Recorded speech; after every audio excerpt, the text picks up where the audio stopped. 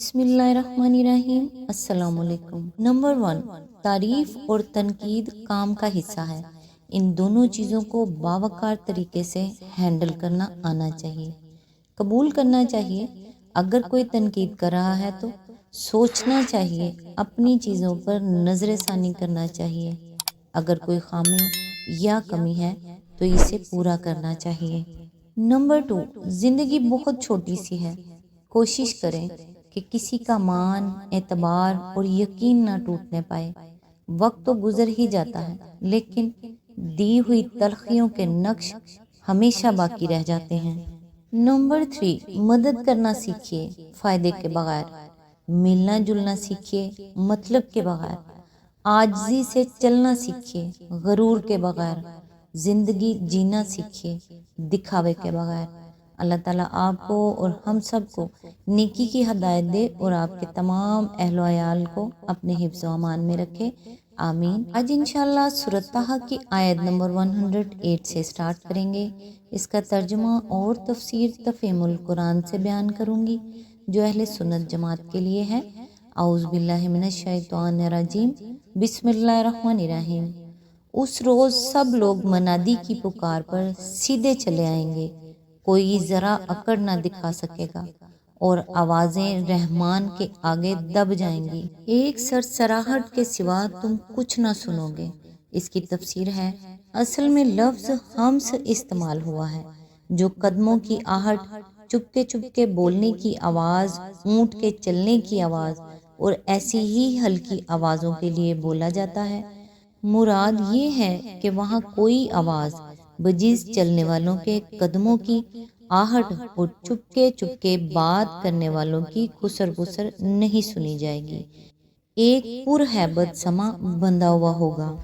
آیت نمبر 109، اس روز کوئی شفاعت کارگر نہ ہوگی الا یہ کہ کسی کو رحمان اس کی اجازت دے اور اس کی بات سننا پسند کرے۔ اس کی تفسیر ہے، اس آیت کے 2 ترجمے ہو سکتے ہیں۔ ایک وہ جو متن میں کیا گیا ہے، دوسرا یہ کہ اس روز شفاعت کارگر نہ ہوگی الا یہ کہ کسی کے حق میں رحمان اس کی اجازت دے اور اس کے لیے بات سننے پر راضی ہو۔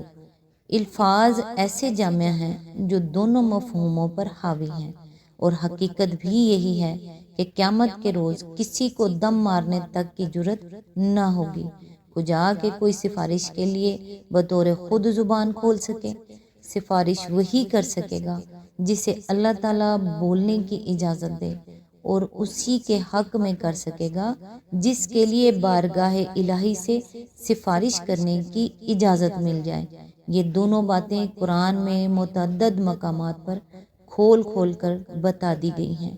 ایک طرف فرمایا، من ذا الذی یشفع عندہ الا باذنہ، یعنی کون ہے جو اس کی اجازت کے بغیر اس کے حضور سفارش کر سکے۔ سورہ بقرہ آیت نمبر 255۔ اور فرمایا، یوم یقوم الروح والملائکۃ صفا لا یتکلمون الا من اذن لہ الرحمن وقال صوابا، یعنی وہ دن جب کہ روح اور ملائکہ سب صف بستہ کھڑے ہوں گے، ذرا بات نہ کریں گے، صرف وہی بول سکے گا جسے رحمان اجازت دے اور جو ٹھیک بات کہے۔ سورہ النبا آیت نمبر 38۔ دوسری طرف ارشاد ہوا، وَلَا يَشْفَعُونَ إِلَّا لِمَنِ ارْتَضَىٰ وَهُم مِّن خَشْيَتِهِ مُشْفِقُونَ، یعنی اور وہ کسی کی سفارش نہیں کرتے بجز اس شخص کے جس کے حق میں سفارش سننے پر رحمان راضی ہو، اور وہ اس کے خوف سے ڈرے ڈرے رہتے ہیں۔ سورۃ الانبیاء آیت نمبر 28۔ اور وَكَم مِّن مَّلَكٍ فِي السَّمَاوَاتِ لَا تُغْنِي شَفَاعَتُهُمْ شَيْئًا إِلَّا مِن بَعْدِ أَن يَأْذَنَ اللَّهُ لِمَن يَشَاءُ وَيَرْضَىٰ، یعنی کتنے ہی فرشتے آسمانوں میں ہیں جن کی سفارش کچھ بھی مفید نہیں ہو سکتی بجز اس صورت کے کہ اللہ سے اجازت لینے کے بعد کی جائے اور ایسے شخص کے حق میں کی جائے جس کے لیے وہ سفارش سننا چاہے اور پسند کرے۔ سورہ النجم آیت نمبر 26۔ آیت نمبر 110۔ وہ لوگوں کا اگلا پچھلا سب حال جانتا ہے اور دوسروں کو اس کا پورا علم نہیں ہے۔ اس کی تفسیر ہے، یہاں وجہ بتائی گئی ہے کہ شفاعت پر یہ پابندی کیوں ہے۔ فرشتے ہوں یا انبیاء یا اولیاء، کسی کو بھی یہ معلوم نہیں ہے اور نہیں ہو سکتا کہ کسی کا ریکارڈ کیسا ہے، کون دنیا میں کیا کرتا رہا ہے اور اللہ کی عدالت میں کس سیرت و کردار اور کیسی کیسی ذمہ داریوں کے بھار لے کر آیا ہے۔ اس کے برعکس اللہ کو ہر ایک کے پچھلے کارناموں اور کرتوتوں کا بھی علم ہے اور وہ یہ بھی جانتا ہے کہ اب اس کا موقف کیا ہے، نیک ہے تو کیسا نیک ہے اور مجرم ہے تو کس درجے کا مجرم ہے، معافی کے قابل ہے یا نہیں، پوری سزا کا مستحق ہے یا تخفیف اور رعایت بھی اس کے ساتھ کی جا سکتی ہے۔ ایسی حالت میں یہ کیوں کر صحیح ہو سکتا ہے کہ ملائکہ اور انبیاء اور ان کے پیر و مرشد کو سفارش کی کھلی چھٹی دے دی جائے اور ہر ایک جس کے حق میں جو سفارش چاہے کر دے۔ ایک معمولی افسر اپنے ذرا سے محکمے میں اگر اپنے ہر دوست یا عزیز کی سفارشیں سننے لگے تو 4 دن میں سارے محکمے کا ستیہ ناش کر کے رکھ دے گا۔ پھر بھلا زمین و آسمان کے فرما روا سے یہ کیسے توقع کی جا سکتی ہے کہ اس کے ہاں سفارشوں کا بازار گرم ہوگا اور ہر بزرگ جا جا کر جس کو چاہیں گے بخشوا لائیں گے۔ دراں حالے کہ ان میں سے کسی بزرگ کو بھی یہ معلوم نہیں ہے کہ جن لوگوں کی سفارش وہ کر رہے ہیں ان کے نامہ اعمال کیسے ہیں۔ دنیا میں جو افسر کچھ بھی احساس ذمہ داری رکھتا ہے اس کی روش یہ ہوتی ہے کہ اگر اس کا کوئی دوست اس کے کسی قصوروار ماتحت کی سفارش لے کر جاتا ہے تو وہ اس سے کہتا ہے کہ آپ کو خبر نہیں ہے کہ یہ شخص کتنا کام چور، نافرض شناس، رشوت خور اور خلق خدا کو تنگ کرنے والا ہے۔ میں اس کے کرتوتوں سے واقف ہوں، اس لیے آپ براہ کرم مجھ سے اس کی سفارش نہ فرمائیں۔ اسی چھوٹی سی مثال پر قیاس کر کے اندازہ کیا جا سکتا ہے کہ اس آیت میں شفاعت کے متعلق جو قاعدہ بیان کیا گیا ہے وہ کس قدر صحیح، معقول اور مبنی بر انصاف ہے۔ خدا کے ہاں شفاعت کا دروازہ بند نہ ہوگا۔ نیک بندے جو دنیا میں خلق خدا کے ساتھ ہمدردی کا برتاؤ کرنے کے عادی تھے، انہیں آخرت میں بھی ہمدردی کا حق ادا کرنے کا موقع دیا جائے گا، لیکن وہ سفارش کرنے سے پہلے اجازت طلب کریں گے اور جس کے حق میں اللہ تعالیٰ انہیں بولنے کی اجازت دے گا صرف اسی کے حق میں وہ سفارش کر سکیں گے۔ پھر سفارش کے لیے بھی شرط یہ ہوگی کہ وہ مناسب اور مبنی برحق ہو، جیسا کہ وکالہ ثوابن یعنی اور بات ٹھیک کہے۔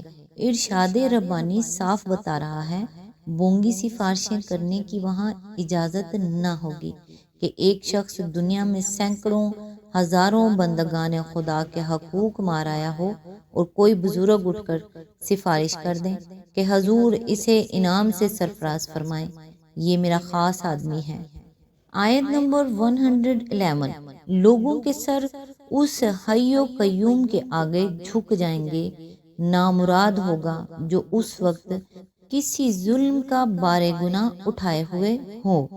آیت نمبر 112۔ اور کسی ظلم یا حق تلفی کا خطرہ نہ ہوگا اس شخص کو جو نیک عمل کرے اور اس کے ساتھ وہ مومن بھی ہو۔ اس کی تفسیر ہے، یعنی وہاں فیصلہ ہر انسان کے اوصاف یعنی میرٹ کی بنیاد پر ہوگا۔ جو شخص کسی ظلم کا بار گناہ اٹھائے ہوئے آئے گا، خواہ اس نے ظلم اپنے خدا کے حقوق پر کیا ہو یا خلق خدا کے حقوق پر یا خود اپنے نفس پر، بہرحال یہ چیز اسے کامیابی کا منہ نہیں دیکھنے دے گی۔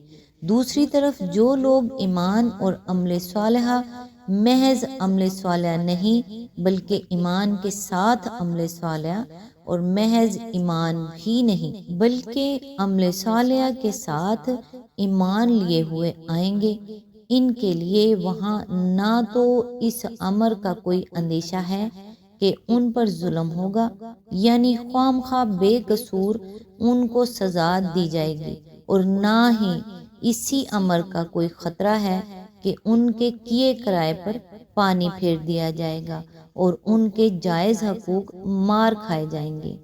آیت نمبر 13، اور اے محمد اسی طرح ہم نے اسے قرآن عربی بنا کر نازل کیا ہے اور اس میں طرح طرح سے تنبیہات کی ہیں، شاید کہ یہ لوگ کج روی سے بچیں یا ان میں کچھ ہو کے آثار اس کی بدولت پیدا ہوں۔ اس کی تفسیر ہے، یعنی ایسے ہی مضامین اور تعلیمات اور نصائح سے لبریز اس کا اشارہ ان تمام مضامین کی طرف ہے جو قرآن مجید میں بیان ہوئے ہیں، نہ کہ محض قریبی مضمون کی طرف جو اوپر والی آیات میں بیان ہوا ہے، اور اس کا سلسلہ بیان ان آیات سے ملتا جلتا ہے جو قرآن کے متعلق آغاز سورت کے اور پھر قصہ موسیٰ علیہ السلام کے اختتام پر ارشاد فرمائی گئی ہیں۔ مطلب یہ ہے کہ وہ تذکرہ جو تمہاری طرف بھیجا گیا ہے اور وہ ذکر جو ہم نے خاص اپنے ہاتھ سے تم کو عطا کیا ہے، اس شان کا تذکرہ اور ذکر ہے، یعنی اپنی غفلت سے چونکہ بھولے ہوئے سبق کو یاد کریں اور ان کو کچھ اس امر کا احساس ہو کہ کن راہوں میں بھٹکے چلے جا رہے ہیں اور اس گمراہی کا انجام کیا ہے۔ آج تک کے لیے اتنا ہی، نیکسٹ انشاءاللہ آیت نمبر 114 سے سٹارٹ کریں گے۔ تب تک کے لیے دعاؤں میں یاد رکھیے گا۔ اللہ حافظ۔